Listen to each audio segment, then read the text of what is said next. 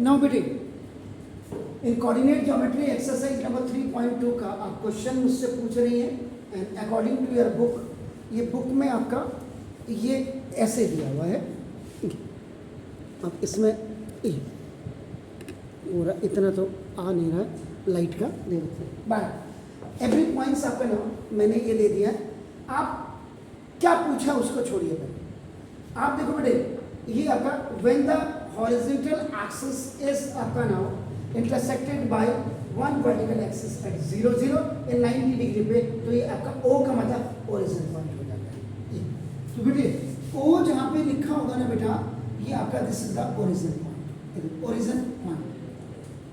इसको home point भी आप कह सकते हैं बेटे, इसको आपका रेफरेंस पॉइंट भी आप कह सकते हैं, जो मर्जी आपकी कहिए।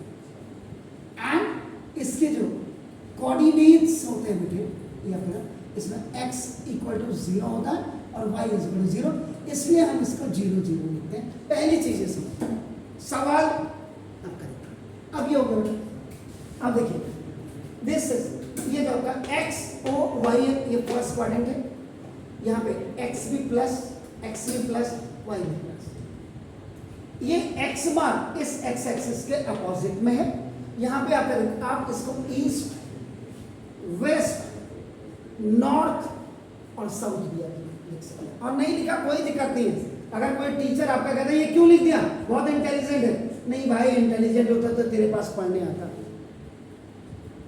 कभी कभी मन भी मारना पड़ता है। अब आप देखो यहाँ इधर x और y दोनों प्लस प्लस होंगे, इधर x माइनस में होगा y प्लस में होगा।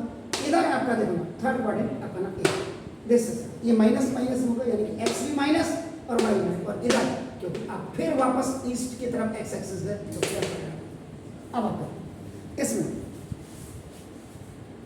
अब ये होगा। अब मैं अगर आपको देखो इनके पॉइंट के हिसाब से, आप यहाँ क्वेश्चन को बात को देखना। अब क्या करो पहले, अगर मैं चलो आपके इसी से ले लूँ ना, इसने पूछा है सॉल्यूशन में आपका देखो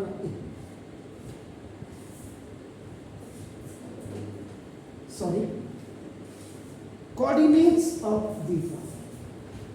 बी, कहीं पे मैंने अगर भूल गया हो तो जरूर बताइएगा बेटा। ये है, तो आप क्या करेंगे बेटे, जब इस पॉइंट को देखेंगे तो पहले आप देखेंगे ये ओरिजिन पॉइंट से आप यहाँ कितना चलिए -5, और इस -5 से ऊपर कितना चलिए बाबा 2।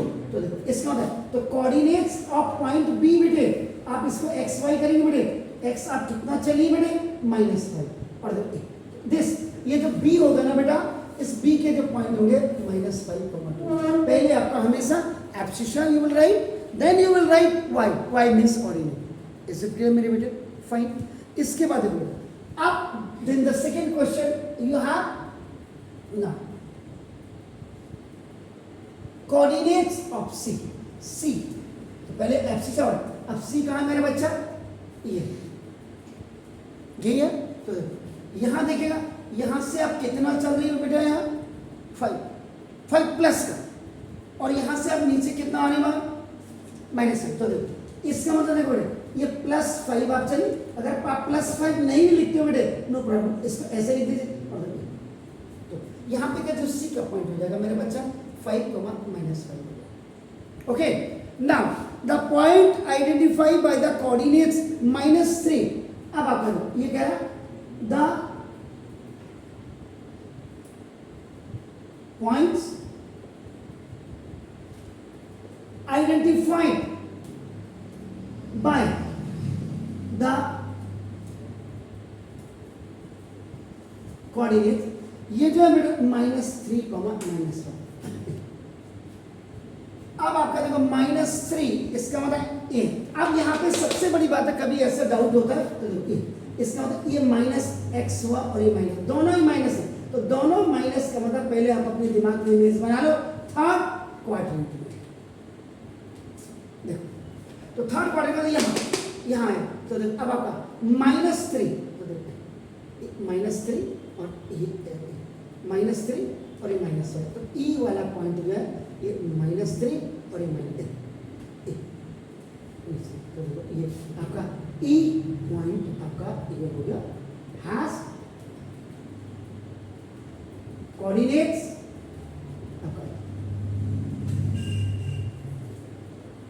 ओके बेटा, क्लियर। इसके बाद बेटे फिर आपका फोर्थ पॉइंट है बेटा, now the points identified by the coordinates 2, -4 देखो ये 2 ये आपका प्लस का x है और ये माइनस का y। देखो तो प्लस x यानी कि आपका प्लस x और ये माइनस का y, इसका मतलब ये आपका 4th क्वाड्रेंट पे आपका, यानी कि मैं यहाँ पे x और कॉमा माइनस y ऐसे है तो 4th क्वाड्रेंट में करूँगा तो इसका मतलब x 2 जाएगा, x आपका 2 गए और 4 देखो 4 ये g हो गया, g के कोऑर्डिनेट आपका 2, -4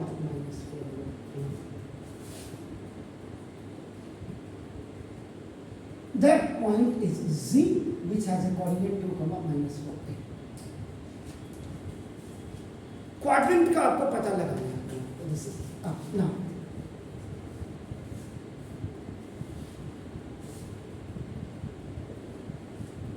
the abscissa of point D। abscissa यानी कि फर्स्ट मेंबर या फर्स्ट एलिमेंट या फर्स्ट मेंबर या फर्स्ट कोऑर्डिनेट, आपकी जो मर्जी है बेटे। और आपका जो मास्टर कहता है जी तूने एलिमेंट क्यों लिखा, तू ज्यादा जानती है या मेंबर कहना कोऑर्डिनेट ही लिख देता है, कोई बात नहीं। तो फर्स्ट कोऑर्डिनेट आपका हमेशा एब्सिशा होता है और डी पॉइंट का ए जो आपका फर्स्ट एलिमेंट है उसने ये नहीं बोला, मुझे ये वाई ये बोला, एब्सिशा ये बोला, this is the abscissa and this Y is आपका कोऑर्डिनेट। तो यानी कि जो एक्स है एब्सिशा वो डी कितने गया सारा डी ए, पहले आप देखो ये कितना चला 6 और फिर ऊपर गया 2, क्योंकि ये आपका बेसिकली डी पॉइंट आपका कहाँ है, फर्स्ट क्वाड्रेंट में आपका देखते हैं। तो डी पॉइंट आपका कहाँ है, ये आपको पहले आपको फर्स्ट क्वाड्रेंट में। तो अब यहाँ पे क्या कोऑर्डिनेट आपका 6 और ये आपका 2, ये जो आगे वाला है ये एब्सिशा, तो एब्सिशा आपका 6 है। Is it clear? Fine. Now उसके बाद वी है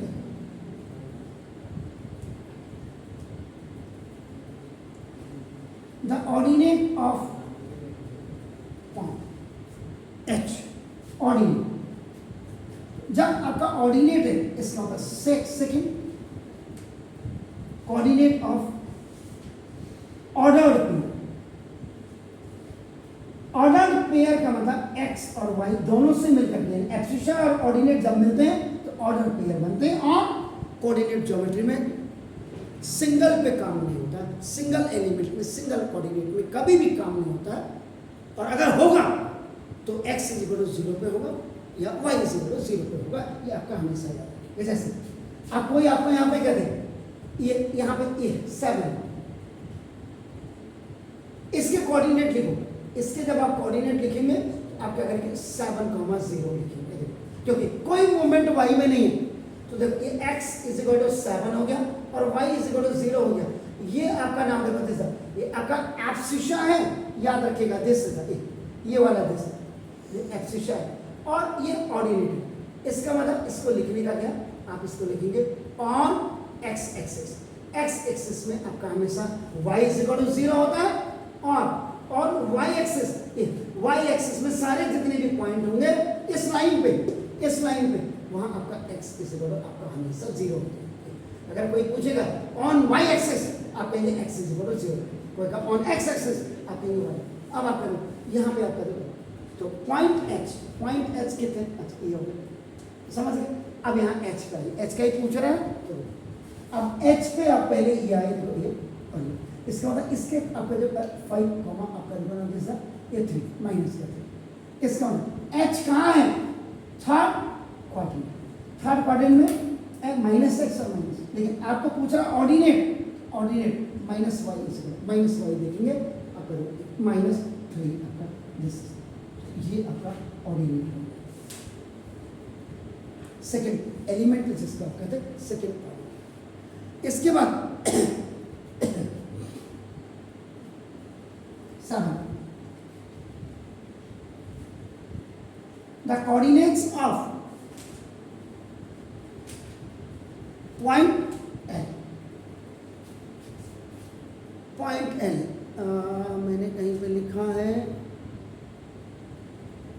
मुझे तो L दिखने रहा, आपको दिख रहा बेटा? अरे ऊपर वो यहाँ कोई बात नहीं।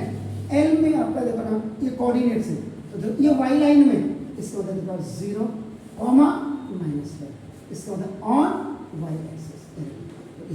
इसमें सिर्फ यहाँ पे के कोऑर्डिनेट पूछ रहा है, तो यहाँ पे के कोऑर्डिनेट जब आप लिखेंगे तो 0,5, अरे सॉरी 0,5, क्योंकि ये आपका क्या है लाइन पे ऑन y एक्सिस है। अगर ऑन y डैश होता तो आपका नीचे का आप देखते -5, 0, आपका 5। And the last one is the coordinate of point. Now यहीं पे लिख देता हूँ, this is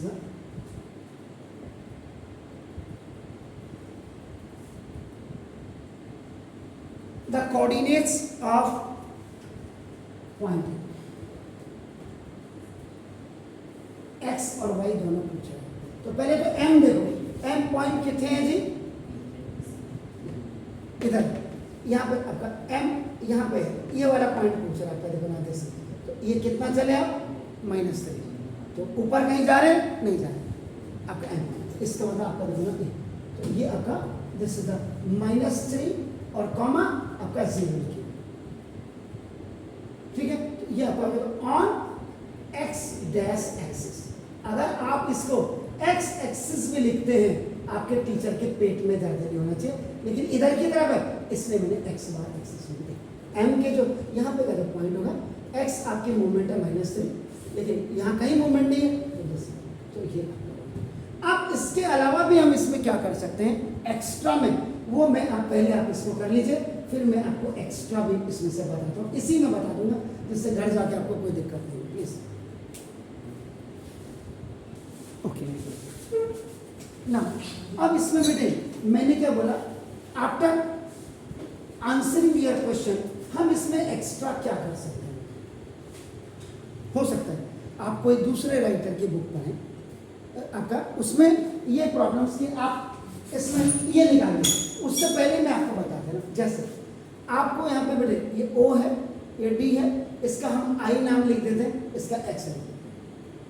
उसने कहा find the area of quadrilateral, मैं क्वाड्रिलेटरल लिख रहा हूं अभी का, quadrilateral OIDX, OIDX।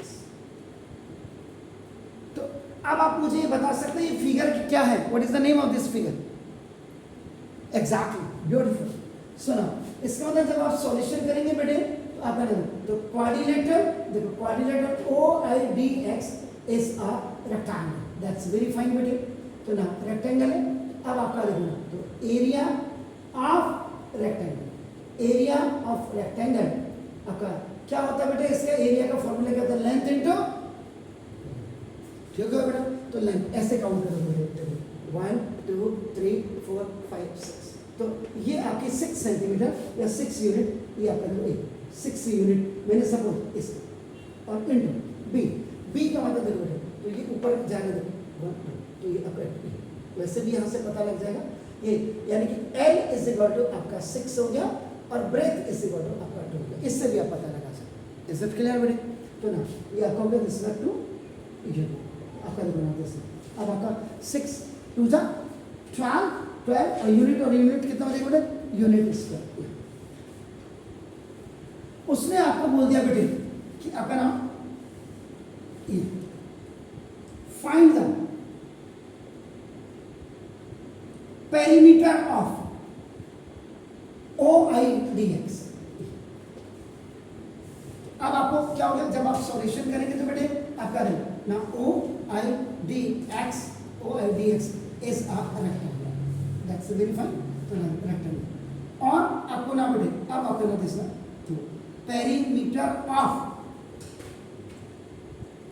rectangle OIDX is equal to आपका 2 into length plus breadth rectangle का फॉर्मूला लगा देंगे तो देखो 2 into length कितने चले हैं 6 और प्लस breadth कितनी चले 2 तो ना 2 into 6 plus 2 कितना 8 और 8 टू जा 16 यूनिट क्योंकि पेरीमीटर है, पेरीमीटर या तो सेंटीमीटर होगा या मीटर होगा या किलोमीटर होगा, लेकिन जब एरिया होगा तो सेंटीमीटर स्क्वायर हो जाएगा या यूनिट स्क्वायर हो जाएगा या मीटर स्क्वायर। तो इसमें आप एक्स्ट्रा ऐसे भी कर सकते हैं। आपको हो सकता है बेटे वो आपको ऐसे कर दे, उसने आपको थर्ड बोला सपोज के ऐसे उसने किया, आपको कहते find the area of rectangle DIO।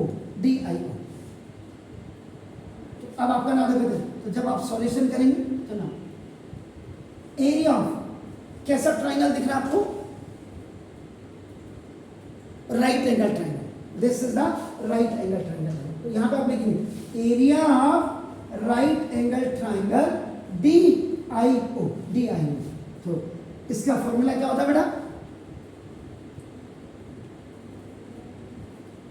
Half into base और इंटू हाइट होता है। तो देखो हाफ इंटू बेस, बेस का होता है कितना चलिए आप 6 और ऊपर कितना चला तो 2 से 2 cancel 6 unit square.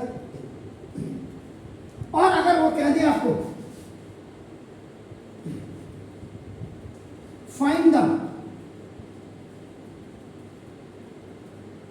perimeter of right angle triangle DIO, तो आप कैसे करेंगे इसको, ये तो आपको पता है and this also you know, लेकिन ये तो आपको पता ही नहीं है, तो ये पता नहीं है आप क्या करेंगे सॉल्यूशन यहां देखिए, जब आगे बढ़ा दूंगा सॉल्यूशन आपका इन राइट एंगल ट्राइंगल आपका देखना हाइपोटेन्यूज का square is equal to base का स्क्वायर और प्लस परपेंडिकुलर स्क्वायर। हाइपोटेन्यूज का मतलब देखो DO का square is equal to base, base आपका देखो ना जो है आपका क्या है OI का स्क्वायर और प्लस परपेंडिकुलर आपका क्या ID का स्क्वायर। तो DO, तो DO का स्क्वायर इक्वल टू OI 6 का स्क्वायर और प्लस आपका 2 का स्क्वायर इज इक्वल टू 36 और प्लस आपका 40, तो 40।